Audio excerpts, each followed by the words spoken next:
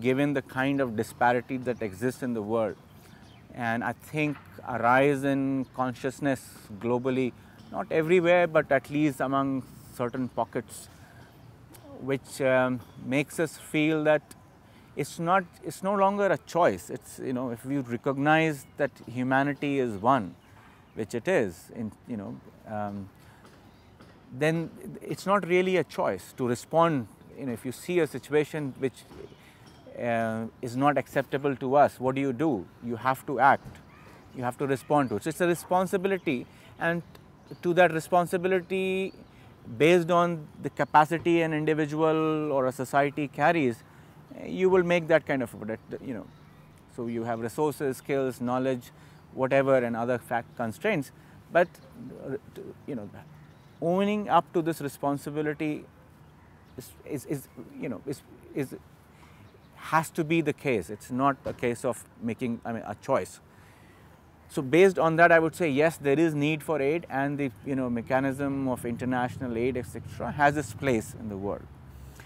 But the question then comes is the dimension of aid coming currently largely from the Western countries, which and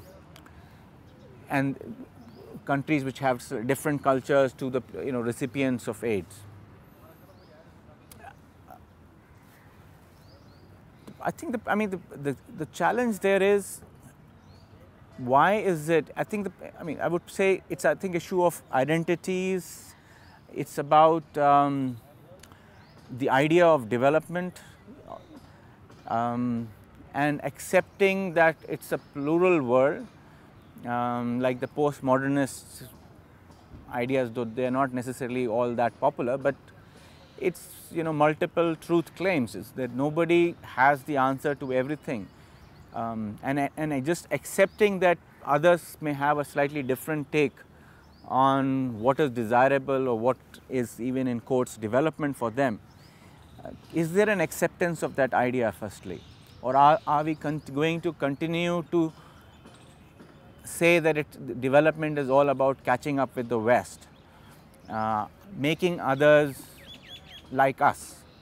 This is a is a very old historical problem of the world, right from the time of the colonialism and even before. And it's not just a Western problem. I think it's a problem of all over the world.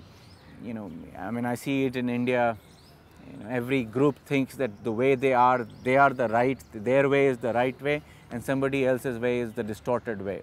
And in worse situation, it's not just different, it becomes the wrong way. And when you stop accepting the other people's way, and the use of violence, etc., starts happening. But fundamentally, I think it's an act of violence to say somebody else's way is lower or not okay.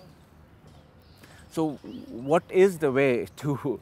So I think that is the issue which needs to be confronted in this business of aid. And there are now individuals, I think there is a wide degree of understanding that aid should not come with too much riders.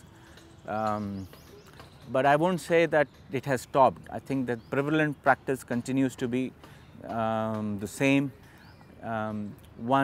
Nation states do not accept people from other nation states fully. They don't fully trust them. So you will see aid agencies, etc., tending to sort of, in most senior most positions, you will have people from the same country coming in, or overall Western aid agents, donor agencies will have Westerners in key management position, which is just a reflection of that same aspect. That this is our people, our ways, this is whom we trust. They will probably have ideas which will be more aligned with our agendas, our understanding of what is right and good. And I think this is something that needs to change, otherwise,